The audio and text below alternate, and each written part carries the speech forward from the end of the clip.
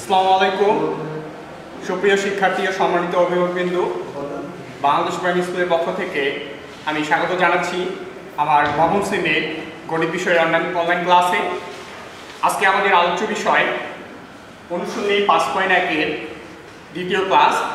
5.1-এর প্রথম ক্লাসে আমাদের জনাব মোহাম্মদ আতিকুর রহমান আতিক স্যার আমাদের প্রথম ক্লাসটা নিয়েছেন। যাই হোক, আজকে আমরা আমার দ্বিতীয় ক্লাসে 5.1-এর কিছু কথার অঙ্কগুলো আছে, এই অঙ্কগুলো সমাধান করব। প্রথমে আমি সমাধান করতে যাচ্ছি 16 নম্বর অঙ্কে। এখানে বলা আছে 2 অঙ্ক বিশিষ্ট একটি সংখ্যার অঙ্কদ্বয়ের সমষ্টি 9। অঙ্কদ্বয় স্থান বিনিময় করলে যে সংখ্যা পাওয়া যায় তা প্রদত্ত সংখ্যা থেকে 45 কম। তাহলে সংখ্যাটি কত সেটা নির্ণয় করতে হবে আমাদের।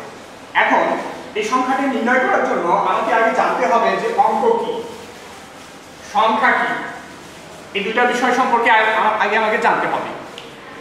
তারপরে সংখ্যাটা কিভাবে নির্ণয় করা যায়, সংখ্যা নির্ণয়ের সূত্রটা কি, এই তিনটা বিষয় আমাকে আগে জানতে হবে, তবেই আমরা অঙ্ক সম্পর্কে বুঝতে পারব। তাহলে আমরা আগে জানি যে অঙ্ক কি। অঙ্ক হচ্ছে 0 থেকে 9 পর্যন্ত এই 10টা সংখ্যাকেই আমরা অঙ্ক বলে থাকি। আবার বলতেছি, 0 থেকে 9 পর্যন্ত এই 10টা সংখ্যাই হচ্ছে আমাদের অঙ্ক, এই 10টা ডিজিটই হচ্ছে অঙ্ক। তাহলে অঙ্কের মধ্যে আবার কিছু সার্থক অঙ্ক আছে আর একটা অসার্থক অঙ্ক আছে। তাহলে সার্থক অঙ্ক কি? যাদের মানের সার্থকতা আছে, যাদের মান আছে, তারাই হচ্ছে সার্থক অঙ্ক।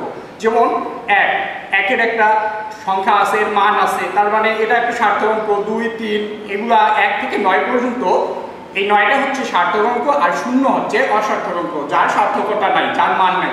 আচ্ছা দেখি, এবার আসি আমরা যে অঙ্ক সম্পর্কে জানলাম, এটা জানা হলো। তারপরে সংখ্যা জানি। যেমন কয়েকটা বর্ণ মিলে আমাদের একটা শব্দ তৈরি হয়, অনুরূপভাবে কয়েকটা অঙ্ক মিলে বা কয়েকটা অঙ্ক পাশাপাশি বসে একটা সংখ্যা তৈরি হয়। যেমন আমরা যদি লিখিব 32, তার মানে এখানে একটা সংখ্যা বোঝাচ্ছে, টোটালটা একটা কি সংখ্যা। সংখ্যাটাতে 2টা অঙ্ক আছে, একটা হচ্ছে 3, একটা হচ্ছে 2। তার মানে 2টা অঙ্ক পাশাপাশি বসে কি তৈরি করে? সংখ্যা তৈরি করে। এখন আমরা সংখ্যা নির্ণয় করার জন্য একটা সূত্র আছে, এই সূত্রটা কিভাবে বের করতে হয় দেখি একটু। যেমন ধরো এটা একটা কি সংখ্যা, এই সংখ্যার সম্পর্কে এখন সংখ্যাগুলো নির্ণয় করব কিভাবে অঙ্ক থেকে। এই নির্ণয় করার জন্য আমাদের ক্লাস 3-তে চলে যাই আগে। তাহলে ক্লাস 3-তে আমরা জানি যে এটাকে বলা হয় একক স্থানীয় অঙ্ক। একক স্থানীয় অঙ্ক কত? 4। এটা কি দশক স্থানীয় অঙ্ক, দ্বিতীয় স্থানে যেটা থাকে পিছন দিক থেকে। তারপরে কি তৃতীয় স্থানে যেটা আছে সেটা হচ্ছে শতক স্থানীয় অঙ্ক। তাহলে এর আসন্ন মান হচ্ছে 4। একক স্থানীয় অঙ্কের আসন্ন মান কত? 4। দশক স্থানীয় অঙ্ক হচ্ছে 20, এর আসন্ন মানটা হচ্ছে 20। আর শতক স্থানীয় অঙ্ক এর আসন্ন মানটা হচ্ছে 300। তার মানে এই সংখ্যাগুলো আমরা যদি যোগ করি তাহলে উপরের সংখ্যাটা পাওয়া যায়। তাহলে আমাদের সংখ্যা নির্ণয়ের সূত্রটা দাঁড়ায় 100 সাথে গুণ করতে হবে শতক স্থানীয় অঙ্ক,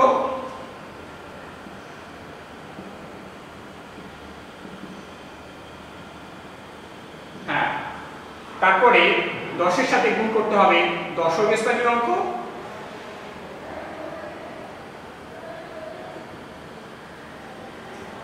যোগ 1-এর সাথে গুণ করতে হয় একক স্থানীয় অঙ্ক।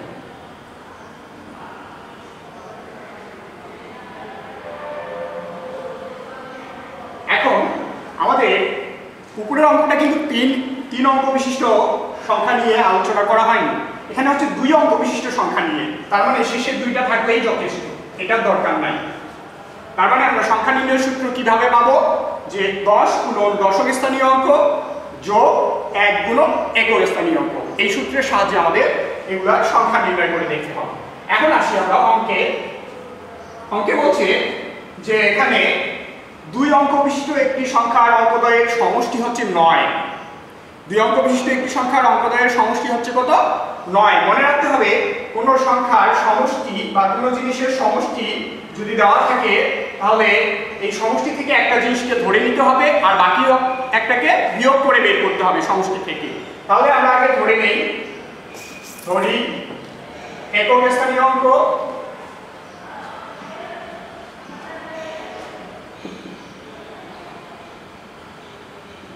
x, একক স্থানীয় অঙ্ক কত বললাম?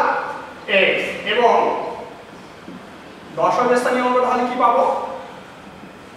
আমরা জানি যে মোট দুইটা জিনিসের মোট অবশ্যই বড়, তাহলে বড়টা থেকে আমরা একটাকে বাদ দিলেই আরেকটা পাবো। এই নিয়মটা ভালো করে মনে রাখতে হবে। যে কোনো অঙ্কেই যদি দুইটা জিনিসের সমষ্টি দেওয়া থাকে একটাকে আমরা ধরে নিব আরেকটাকে বিয়োগ করে বের করব।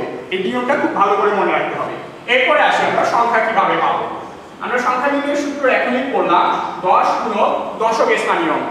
দশক স্থানীয় অঙ্ক এখানে কত? এটা যোগ 1 গুণ একক স্থানীয় অঙ্ক। একক স্থানীয় অঙ্ক এখানে কত? x। তাহলে সংখ্যাটি দাঁড়ালো, এটার সঙ্গে এটা গুণ করে দেই, 9 এর সঙ্গে 10 গুণ করলে 90, এরপরে হচ্ছে 90, এরপরে হচ্ছে 10 এর সঙ্গে x গুণ করলে 10x x, তাহলে দাঁড়াচ্ছে 90, 10 মাইনাস 10 এখানে হচ্ছে প্লাস x, তাহলে আমরা পাবো মাইনাস 9x। এই হচ্ছে আমাদের সংখ্যা, এই হচ্ছে সংখ্যা। তাহলে সংখ্যাটার অঙ্কদ্বয় যদি স্থান বিনিময় করলে তাহলে সংখ্যাটা কি হবে? এই যে স্থান বিনিময় করলে যে সংখ্যা পাওয়া যায়, অর্থাৎ সেই সম্পর্কে আগে আমাকে জানতেই হবে অঙ্ক করতে গেলে। তাহলে অঙ্কদ্বয় স্থান বিনিময় করলে আমরা কি সংখ্যা পাবো?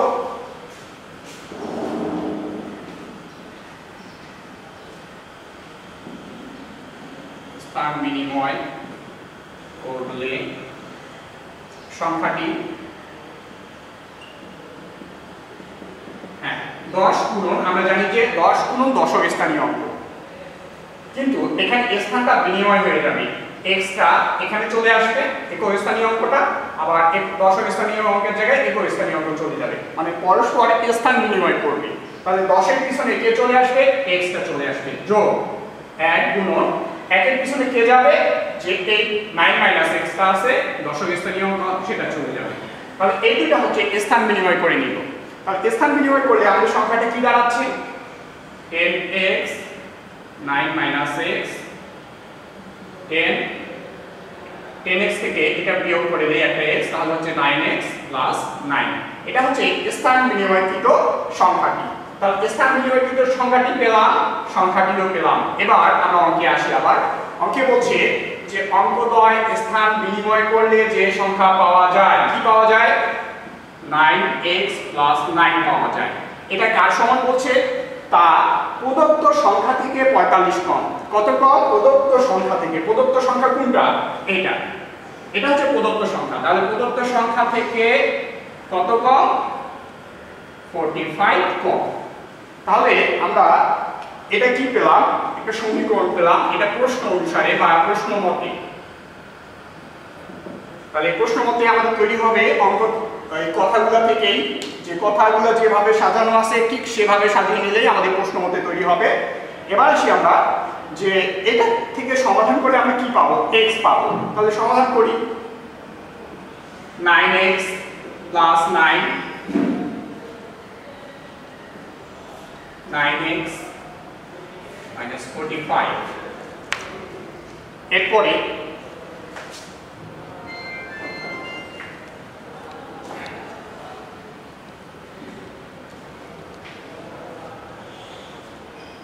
বা 9x এখানে থাকলো, এই 9x এর পাশে মাইনাস আছে, পাশে পক্ষান্তর হয়ে আসলে কি হবে? Plus 9x। 90 থেকে এখানে 45 বাদ দিলে আমরা পাবো 45, তারপরে প্লাস 9 আছে, এই পাশে পক্ষান্তর হলে হবে মাইনাস।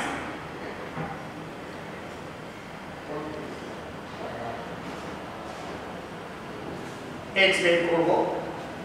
18 এর পাশে x এর সঙ্গে গুণ অবস্থায় আছে, তাহলে এই পাশে গেলে কি হবে? ভাগ হবে। তাহলে x এর মান আমরা পেলাম 2। x এর মান কি পেলাম? 2। এখন x পেয়ে গেছি, তার মানে আমরা সংখ্যা দুটি নির্ণয় করতে পারবো।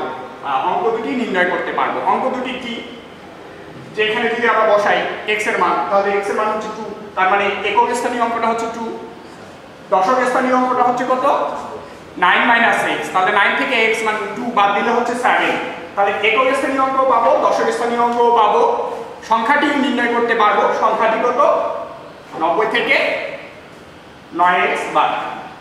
অঙ্কটায় স্থান বিনিময় করলে কি সংখ্যা পাওয়া যায় সেটাও পাবো, কিন্তু প্রশ্নে আমাদের কোনটা বলছে, প্রশ্ন এই চারটার মধ্যে একটাও বলে নাই, আমাদের বলছে যে সংখ্যাটি কত। তাহলে সংখ্যাটি হচ্ছে সংখ্যাটি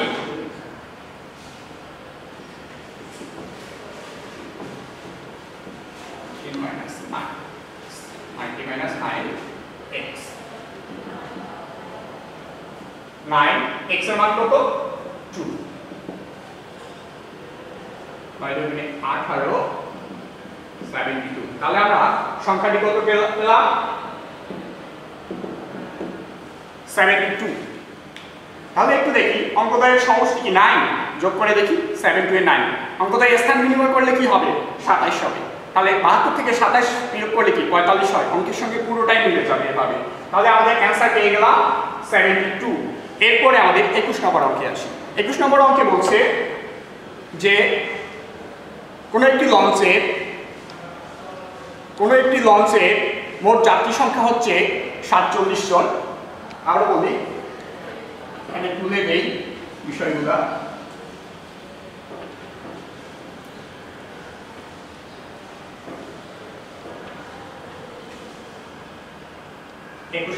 বলছে কোন একটি লঞ্চের মোট যাত্রী সংখ্যা বলছে 47 জন, তাহলে মোট যাত্রী সেখানে কতজন 47 জন। এখন এখানে লঞ্চে দুই ধরনের যাত্রী পাওয়া যায়, এক ধরনের হচ্ছে কেবিনের যাত্রী আর একটা হচ্ছে ডেকের যাত্রী। এখন বলছে ডেকের ভাড়া, ডেকের মাথা পিছু ভাড়া একজনের ভাড়া হয়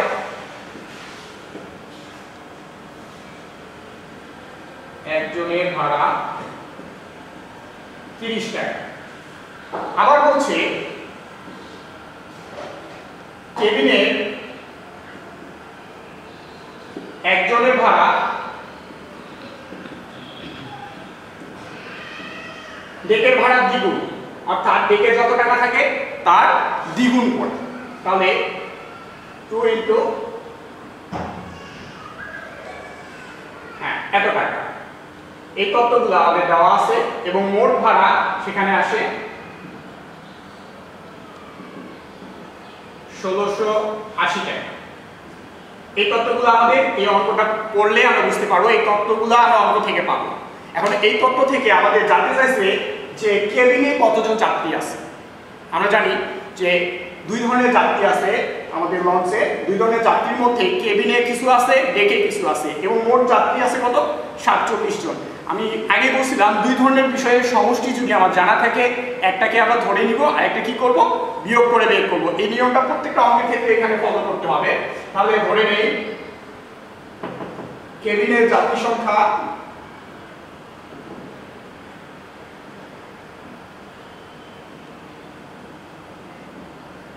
x জন, আমরা ধরে নিলাম কেবিনে x জন যাত্রী আছে। তাহলে দেখে কতজন যাত্রী থাকতে পারে, তাহলে টোটাল মোট যেহেতু জানা আছে 47 থেকে কেবিনের গুলো আমরা বিয়োগ করে দিব, তাহলে আমরা ডেকের গুলো পাবো। তাহলে অতএব বা এবং ডেকের যাত্রী সংখ্যা, তাহলে মোট হচ্ছে 47, দুইজনের একজন বাদ দিয়ে দিলাম এতজন, তাহলে যাত্রী সংখ্যা সম্পর্কে আমরা জেনে গেলাম। এখন ডেকে একজনে কয় টাকা ভাড়া দেয়, আমাদের অঙ্কে দেওয়া আছে যে ডেকে ভাড়া দেয় একজনে 30 টাকা করে। তাহলে ডেকে একজনের ভাড়া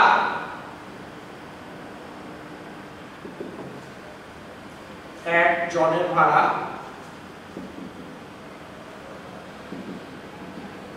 30 টাকা।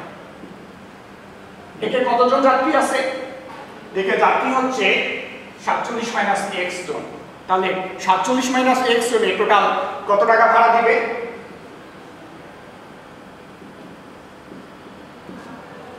x জনের ভাড়া 30 গুণ 47 মাইনাস x, তাহলে আমরা এটা পাবো। এবার আসি কেবিনের ভাড়া কয় টাকা হয়। কেবিনে কতজন যাত্রী আছে? x জন। সেখানে কেবিনে একজনের ভাড়া হচ্ছে ডেকের ভাড়ার দ্বিগুণ। তাহলে কেবিনের একজনের ভাড়া কত?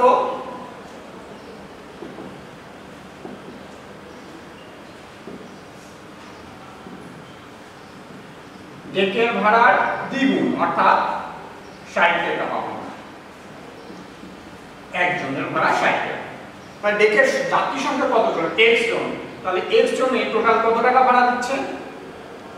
60 গুণন x অর্থাৎ 60x টাকা।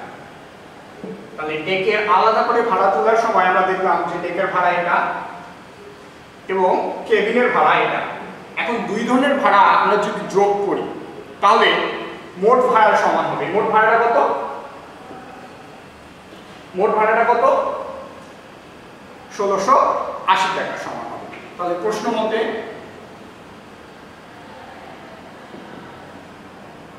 কেবিনের ভাড়া নিলাম,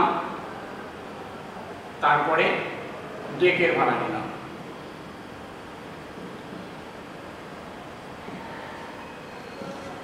তাহলে মোট ভাড়াটা সমান হবে 1680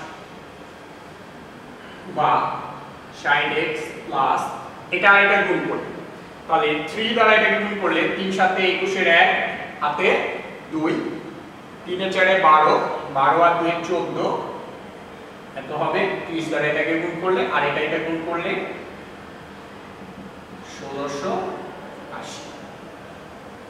60x থেকে 30x বাদ দিলে আমরা পাবো 30x 14 10 এখানে হচ্ছে 1680। এবার আসি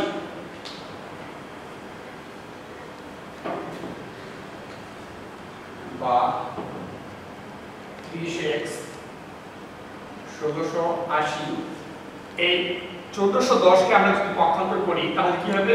বিয়োগ হয়ে যাবে 1410।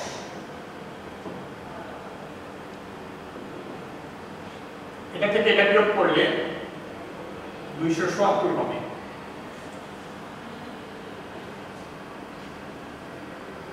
270 30x x এর সঙ্গে এটা 30 টা গুণ অবস্থায় আছে, পক্ষান্তর করলে আমাদের ভাগ হয়ে যাবে।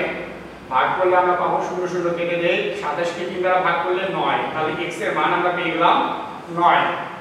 অর্থাৎ আমাদের জানতে চাইছিল যে কেবিনের যাত্রী সংখ্যা কতজন। আমরা শুরুতেই প্রথমেই আমরা ধরে নিয়েছিলাম কেবিনের যাত্রী সংখ্যা হচ্ছে x, সেই x এর মানটা আমাদের বের হয়ে গেছে। তাহলে আমরা পেয়ে গেছি আমাদের অ্যানসার যে কেবিনের যাত্রী সংখ্যা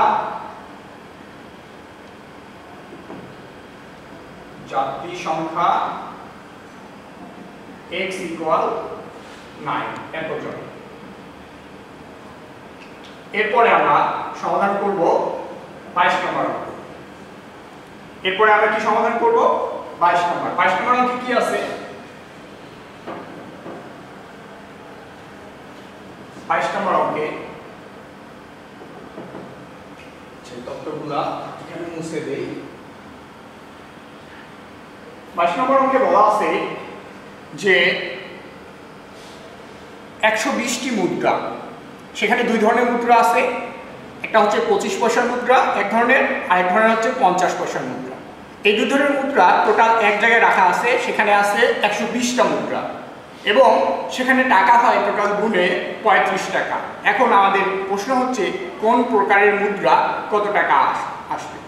এরকম অনেক ধাঁধা পাওয়া যায়। এই ধাঁধাগুলোর অ্যানসারও আমরা এইভাবে বের করতে পারবো যে জানতে হবে আগে মোট মুদ্রা কতটি। মোট মুদ্রা কতটি দেওয়া আছে? 120টি মোট মুদ্রা আছে। 120টি মুদ্রার মধ্যে দুই ধরনের মুদ্রা, একটা হচ্ছে 25 পয়সার মুদ্রা পাবো, আর কি পাওয়া যায় এখানে 50 পয়সার মুদ্রা। এই দুই ধরনের মুদ্রা আছে। এখন মোট টাকাটা সেখানে কত হয়? মোট টাকা হচ্ছে 35 টাকা মিলাতে হবে এই দুই ধরনের মুদ্রা নিয়ে। তাহলে এই ধাঁধার অ্যানসার আমরা বের করবো এবার। তা বের করার জন্য আমি শুরুতে আগে বলছিলাম যে দুইটা বিষয়ের মোট যদি জানা থাকে, দুইটা জিনিসের মোট যদি জানা থাকে, একটাকে আমরা কি করব? ধরে নিব, আরেকটাকে কি করব? মোট থেকে বিয়োগ করে বের করব। তাহলে আমরা আগে ধরে নেই, ধরি 25 পয়সার মুদ্রার সংখ্যা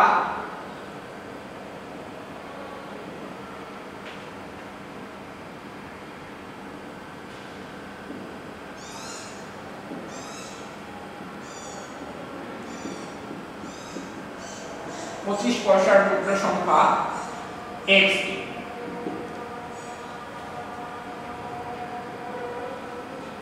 তাহলে 50 পয়সার মুদ্রার সংখ্যা কয়টি হবে?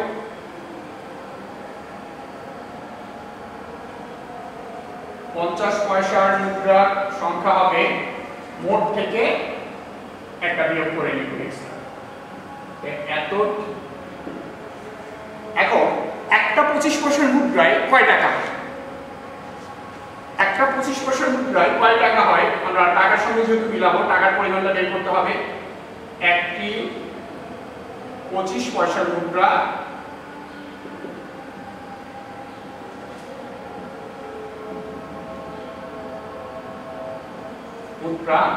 দেখা যায় যে 1 টাকার 4 ভাগের 1 ভাগ হয়ে থাকে। তার মানে 4টা 25 পয়সার মুদ্রা মিলে আমাদের 1 টাকা মিলে। তার মানে হচ্ছে একটি 25 পয়সার মুদ্রা 1 টাকার 4 ভাগের 1 ভাগ কত টাকা হয়? তাহলে x টি 25 পয়সার মুদ্রা কত টাকা হবে দেখি। অতএব x টি 25 পয়সার মুদ্রা হবে, তাহলে x গুণ হয়ে যাবে x/4 এত টাকা। অনুরূপভাবে আমরা 50 পয়সার মুদ্রার ক্ষেত্রেও টাকার পরিমাণটা আগে বের করি। আমরা জানি যে একটি 50 পয়সার মুদ্রায় কয় টাকা হয়?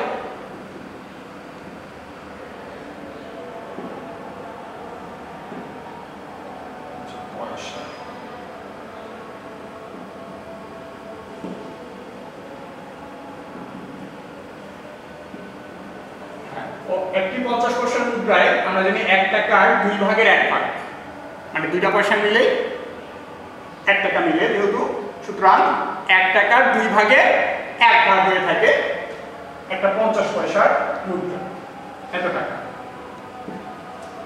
তাহলে টোটাল কত কি আছে এখানে?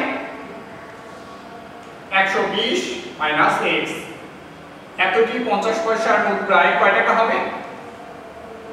তাহলে এটার সঙ্গে এটা যদি গুণ করি তাহলে উপরে আসবে x আর নিচে হচ্ছে 2, এত টাকা হয়ে থাকে।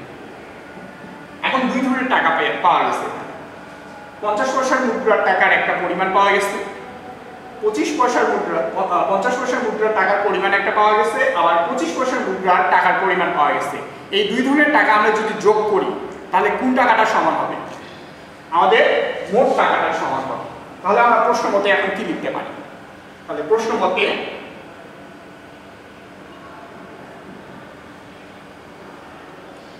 x/4 প্লাস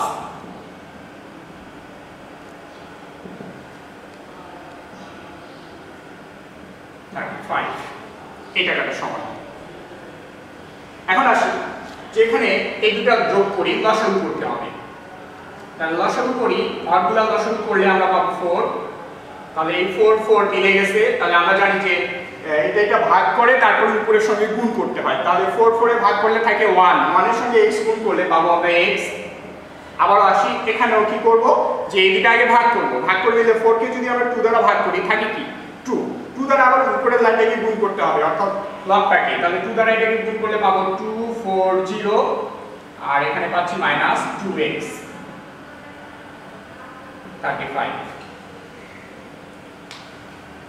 হ্যাঁ, এখন উপরে লিখি আমরা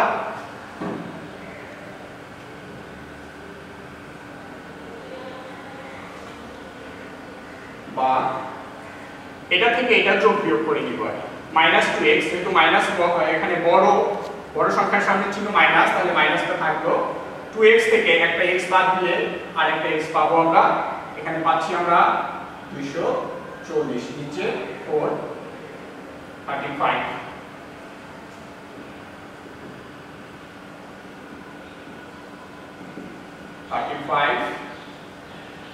এর সঙ্গে এই 4 ভাগ অবস্থায় আছে, এই পাশে পক্ষান্তর হয়ে গেলে গুণ হয়ে যাবে।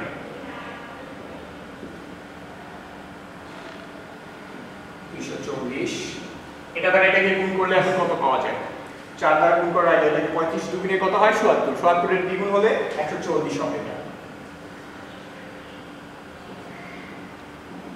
140 এটা পক্ষান্তর করলে আমরা পাবো 240 মাইনাস x মাইনাস 100।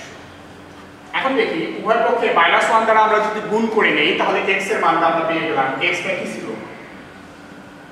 x ছিল 25 পয়সার মুদ্রার সংখ্যা, আমরা সেটা পেয়ে গেছি। তাহলে 25 পয়সার মুদ্রার সংখ্যা আমরা কতটি পেলাম? তবে 25 পয়সার মুদ্রার সংখ্যা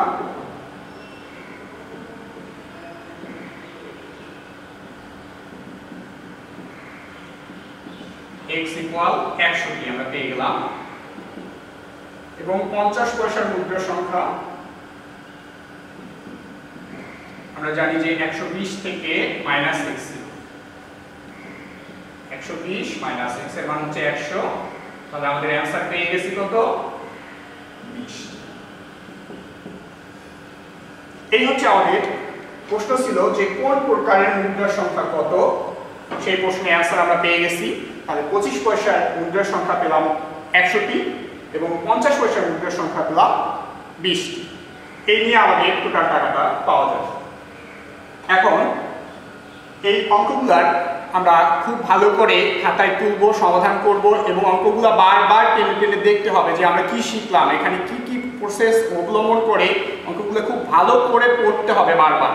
অঙ্ক করাটা বড় কথা না, অঙ্ক করার আগে অঙ্ক ভালো করে পড়াটাই হচ্ছে বড় কথা। তাহলে এই অঙ্কগুলো ভালো করে পড়ে তারপরে অঙ্ক করব আমরা।